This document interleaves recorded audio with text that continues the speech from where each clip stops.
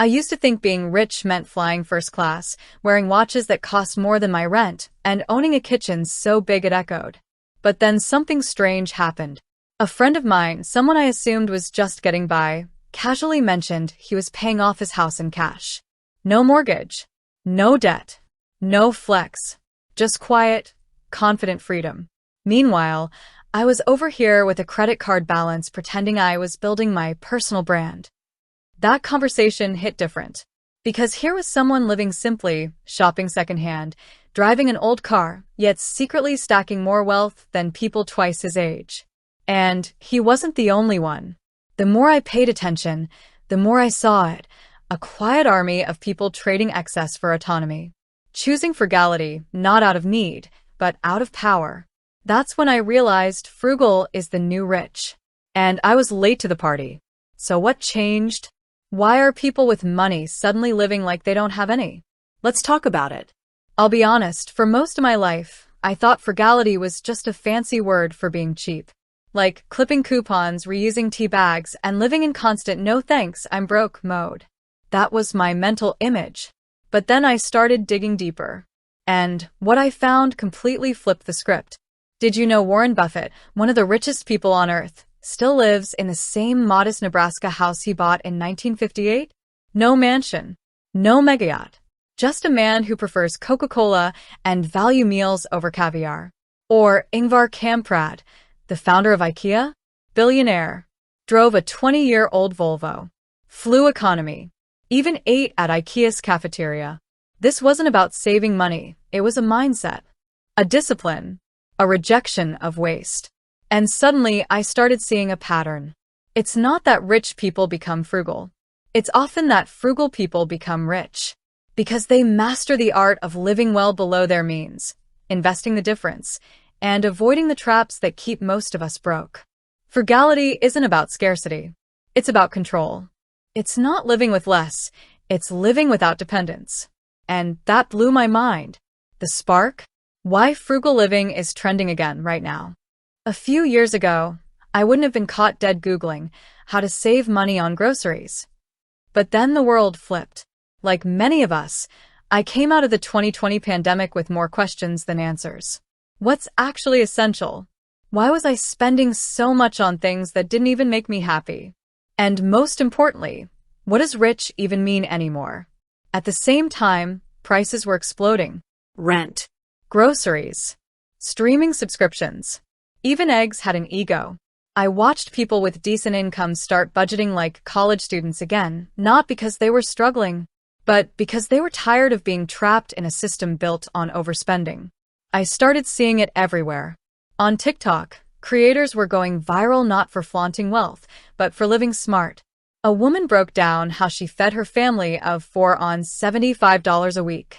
Another guy turned his tiny home into a debt-free sanctuary in the woods. These people weren't broke. They were free. It hit me. The real flex now isn't the luxury bag, it's no car payment. No debt. No financial anxiety. People were quietly revolting against consumerism, redefining wealth as peace of mind, not possessions. And honestly, I wanted in. Frugal living wasn't just some trend for broke college kids. It had become the power move of the financially woke. It was no longer about lack, it was about leverage. And for the first time, I understood why it's rising like wildfire. Here is the frugal formula. New-gen frugality is not what you think. When I first thought about being frugal, I imagined sacrifice. No fun, no lattes, no Friday nights out, just spreadsheets and sadness. But the more I leaned in, the more I realized I had it completely wrong. Modern frugality isn't about depriving yourself. It's about designing a life that costs less, feels better, and gives you more freedom. It's not about penny pinching every second. It's about questioning what actually adds value to your life. Take me, for example. I used to drop hundreds on new clothes every season because style matters, right? But I found that 80% of the time, I was wearing the same 5 outfits. Now, I have a minimalist wardrobe I actually love. Fewer decisions. Less clutter, and, surprisingly, more compliments. I also started house hacking, renting out the spare room in my apartment. Suddenly, Half my rent vanished. I didn't make more money. I just stopped leaking it. Here's what I've learned. New Gen Frugality is tech-savvy, values-driven, and weirdly fun. People are using cashback apps, library cards, skill swaps, free digital courses, refurbished tech, and even no-spend weekends as a challenge, not a punishment. It's not about being cheap. It's about being clever. Not, how can I live with less? But, how can I get more from less? And once I flipped that switch, I never looked at money or lifestyle the same way again. Now, the anti-consumerism shift. Why we're opting out of more. Not too long ago, I caught myself scrolling through an online sale at 1 a.m., adding things to my cart I didn't even really want. I wasn't shopping for joy. I was shopping for dopamine. And I know I'm not the only one. For years, we've been conditioned to chase more. More clothes. More upgrades. More stuff to fill the space we barely have time to enjoy. But somewhere along the way, more started feeling heavy. I think that's why so many of us are opting out. Not because we can't afford things, but because we're tired of being owned by them. There's this quiet movement happening. A kind of rebellion against consumer culture. People are downsizing, deleting shopping apps, unsubscribing from marketing emails, even switching to flip phones.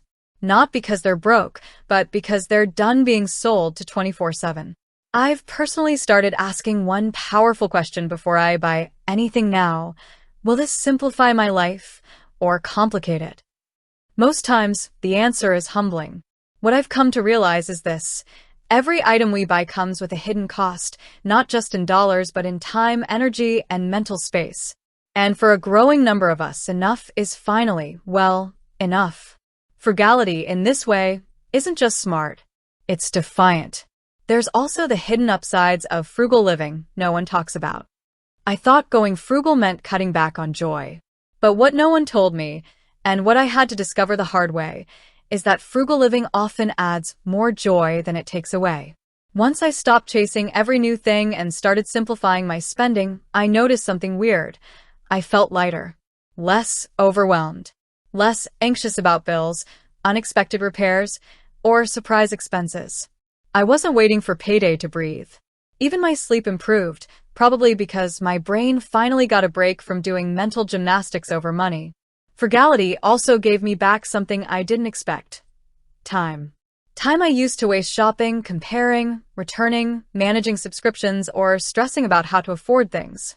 Now, I spend that time on what actually matters to me: real conversations, creative projects, long walks, Sunday mornings that don't start with a catch-up list. I also noticed my relationships changed. I had deeper connections with people when we weren't always meeting up to spend money. When the plan became, let's cook at home, or let's walk and talk, things got more real. Frugality didn't shrink my life. It clarified it. No one talks about how good it feels to want less, to not be constantly pulled by the next shiny thing. But honestly, that's the best part. The freedom isn't just financial, it's emotional. The future of rich. Will everyone become frugal? Lately, I've been wondering, what if the future of being rich doesn't look rich at all? Because when I picture wealth now, I don't see luxury cars or designer bags. I see someone who can take a random Tuesday off without asking permission. Someone who doesn't panic when rent goes up or the economy dips. Someone who sleeps well, not because they make millions, but because they don't owe anyone anything. That's the kind of wealth I'm chasing now. And I think more people are waking up to that idea. Across the globe, I see the shift happening from Japan's Dan-sherry, decluttering to free the soul, to Scandinavia's lagom lifestyle, just enough, to the rise of stealth wealth in the US, where millionaires dress like they shop at Costco and often do. Frugality isn't a phase. It's becoming a philosophy. One that's rooted in sustainability, sanity, and the radical idea that you don't have to look rich to be free. And honestly, that feels like a future worth buying into.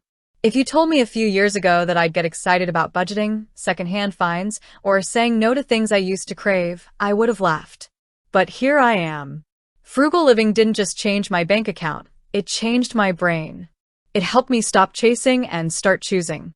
It made me feel less like a consumer and more like a creator of my own life. Is it always easy? No. But it's worth it. If you've ever felt like your money disappears before your next paycheck, or like your lifestyle owns you instead of the other way around, maybe it's time to try a little frugality. Not as a punishment, as a power move. Start small. One decision. One habit. You might be surprised how rich it makes you feel.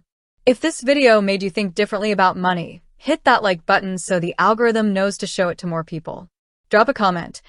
What's your favorite frugal habit?